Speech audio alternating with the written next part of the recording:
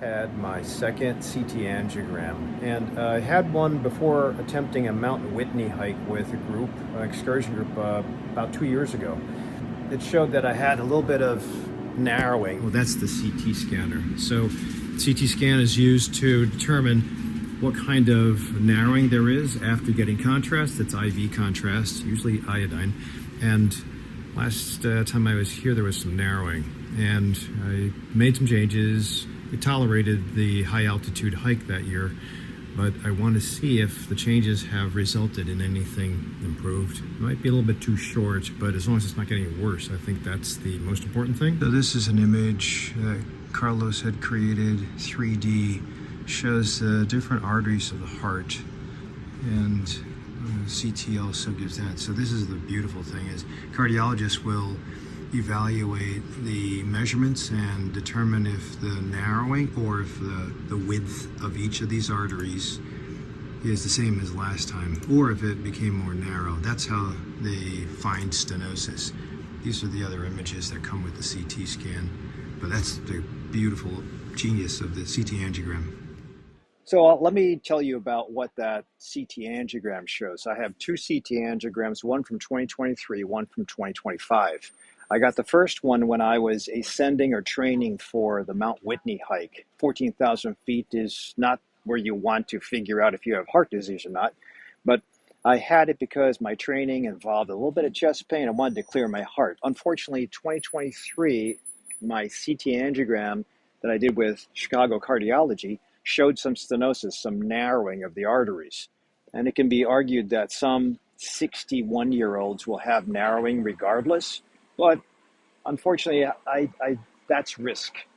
And when you have risk or narrowing, you got to really be careful that you are trying as best as possible to reverse that, or at least not to make it stenose off even further.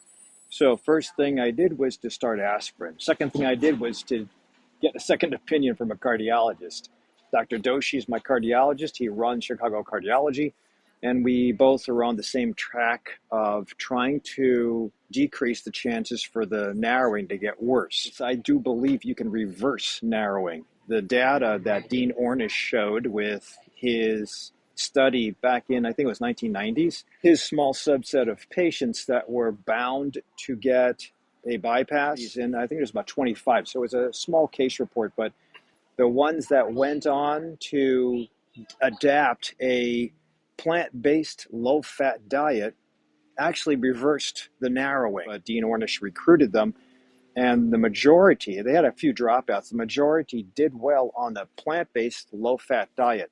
Narrowing is reversible. Up until then, the thinking was once you have narrowing, that's it. It's only going to get more narrow. You better prepare and stop the disease from worsening. So the science has also evolved with not only bypass surgery, but angiography is when you can study the blood vessels, and opening or balloon angiograms are when you can actually open the narrowing with a balloon, or nowadays stent it so it stays wider than before. You're forcing the hole, the narrowing, to open up. You always want to have large caliber flow to all of the arteries. Basically, there are two big arteries, left and right. And the left branches into the left anterior descending and the circumflex. The right is not as popular, but anyway. So you don't want to narrow anything. I know I mentioned in the past the Widowmaker, or the LAD. Left anterior descending is the biggest one, and the way it comes off, it's almost like a perpendicular or takeoff point. So it's really hard to stent unless you're really good at getting something around that corner. Typically, when you have narrowing there, you're bound for bypass, unless you pass your stress test and you do some intervention. And that's exactly what I did. So after I found out I had narrowing, we went on to a stress test. I had a nuclear stress test, and it showed that there was no ischemia. So the narrowing that I had under duress, and I think I made my stress test into the 15-minute mark or 17-minute mark. The Bruce protocol is a stress test. It's gated. Every 3 minutes, it increases in intensity, and we hopefully get somebody to a zone 5. So if you're pushing at the highest amount of exercise that you can tolerate or a human being can tolerate, and you don't have any problems with spasming or narrowing or ischemia, that's when the muscle dies, then we're cool. So we figured we would conservatively attack this. And that's what I like about Dr. Doshi. He's very amenable, as long as it's within reason, to attacking this naturally. So I don't do that with everybody, and neither does he, but he knows my commitment to exercise and nutrition, meditation, mindfulness. So from the 2023 angiogram until this 25 angiogram, it separated it by 18 months. And within the 18 months, I did start Red Yeast Rice. I did start Berberine. I started a baby aspirin every day, and I dropped my blood pressure. The only medicine I'm on is a blood pressure medicine because I just can't get that blood pressure down. So I take telmisartan. That's an ARB, ARB. So my blood pressure is below 120/80, and that's the magic number. And I've been taking Red Yeast Rice. He didn't know I didn't take his statin. But typically, if you go high dose statin, rosuvastatin is the usual one, you can stop progression of atherosclerotic plaque development. The theory is that you lower the LDL, you lower the apoprotein B, at least that's the one I check, and then you won't have any further narrowing or accumulation. But there's thought to be some other life-saving anti-inflammatory effect to the statins that hasn't been discovered. I kind of bypassed the statin and went to Red Yeast Rice. The problem with Red Yeast Rice is that Consumer Lab did an analysis on a lot of the Red Yeast Rice brands that were available online or over the counter. About 6 of 8 had citrinin, which is a toxin. So, and about 6 of 8 didn't even have the amount of Red Yeast Rice that was stated on the label. So the brands that are out there, you have to be very careful. I would articulate that only one brand, Cholesterol HPF. Sorry, this guy's backing up. I had to move to a different place, but the idea is with Cholesterol HPF, that's the brand that has been approved by Consumer Labs with a decent amount of monocholine, which is now known as or referred to as lovastatin, and then very little, if any, citrinin, that's the toxin. And if you don't remember this, there was a year, I think it was about 10 years ago, when the dog food that was coming over from China was loaded with citrinin. So a lot of the pets that were eating the citrinin-laden dog food or dog chow had kidney damage and failure. So, I mean, with animal studies, it always pipes the way in for what's bad for us. So please don't take citrinin. And that's why I have to say that Consumer Labs is very good at finding and discovering this. And if you're taking a brand that you're just getting off the shelf because it's cheap, don't do that, especially if you're going up to high value or high amounts.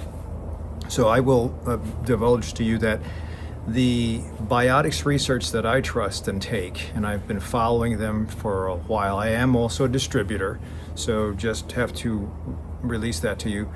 But I like the data that they come up with as far as their quality assurance. I also like the brand, and with the use of high dose. I'm taking more than 3,600 twice a day. That's Red Yeast Rice. I've followed my liver function tests over the last few months, or I should say the last year and a half, and I've also followed my cholesterol levels. I did hit a good level in the 60s, and if you can get below 70, I think that's the target. But it unfortunately popped up a little bit, and I'm working on doing that.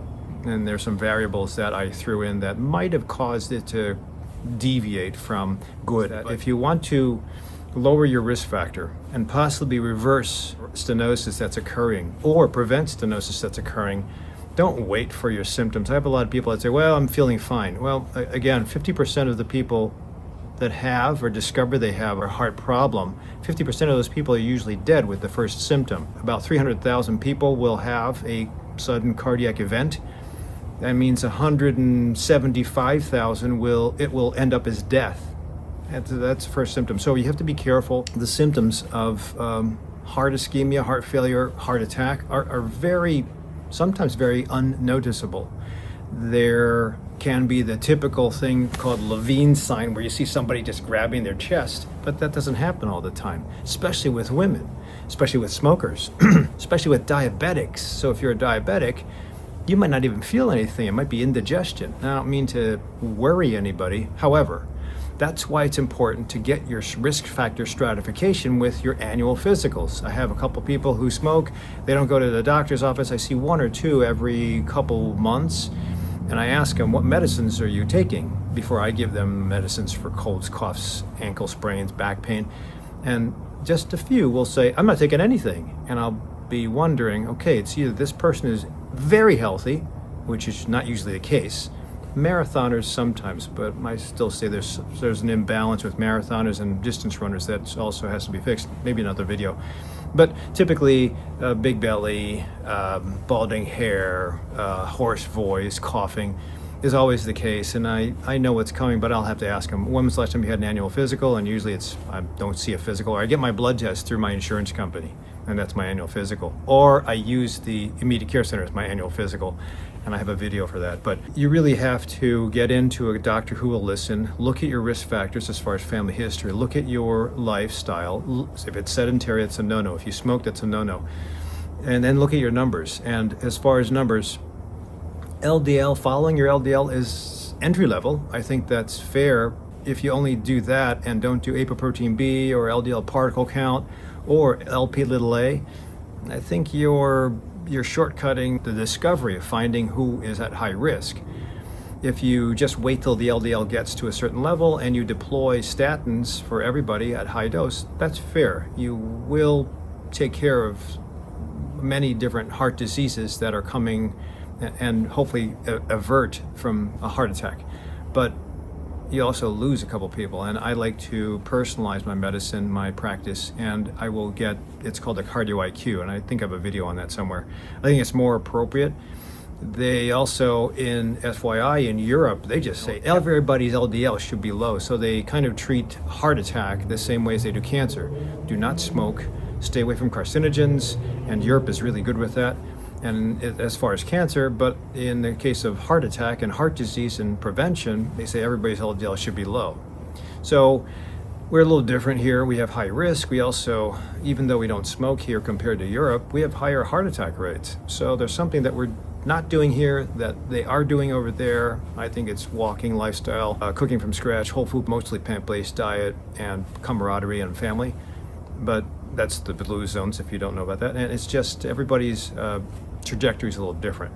As far as Red Yeast Rice, Berberine, aspirin, lowering blood pressure, having good sleep, all these things are important. I'm going to continue. The only thing I did add was ezetimibe, and that's something that blocks the absorption of extra cholesterol, saturated fat specifically, from the gut. It takes care of the Niemann-Pick C1 well, I don't have to explain how it works, but it just is an extra step in case you're taking in high saturated fats to let the fat, or let that cholesterol-laden particle leave in the toilet. Now, the objective is obviously you don't want to be eating that. That's going back to the original Dean Ornish data. I have a lot of patients that cannot manifest vegan low fat. That's very tough. I guess if you're pressed for having a zipper put into her chest and bypass versus the food, some people will take the food, but there's still dropout rates in his program. It's called the Intensive Lifestyle Reversal Program, and I think there's other things you can do, especially when you don't have those symptoms yet and you're just preventing. That's not enough motivating factor to make that massive change. So that's where I think it's important to choose your nutrition change appropriately. Definitely exercise and get moving, build up muscle, have great sleep, have these metrics that you can measure, like a Whoop or an Aura or the Garmin device. And yes, I have a lot of stuff. I think it's worth the risk of wearing this at night. I don't wear it all the time. I don't want to be orthorexic where it has to have data. I think it's important to have the right blood tests, have the right data sources, have the right measurements, but also engage those healthy lifestyles. And that's where I try to get my patients to live. So hopefully this gives you a couple of ideas. I'm going to be signing off from here in Coronado, where I'm taking care of my nephew and my sister. But I'll be heading back, and if you have any questions, put them in the comment section down below on what you do to fight a heart attack. And if you do want to try my approach, I'm not saying it'll work for everybody, but this is a good start. I'm going to see what happens when I repeat my CTA in about 18 months from now with my Zetia and maybe a newfound motivation to be healthier and continue on with exercise, which I also have, that's another variable, but I'll talk about it later. As far as running 5Ks, you don't have to do what I do, but you do have to do something. So please stay healthy. Consider subscribing or sending us to somebody else who might need assistance, and I'll see you at the next video.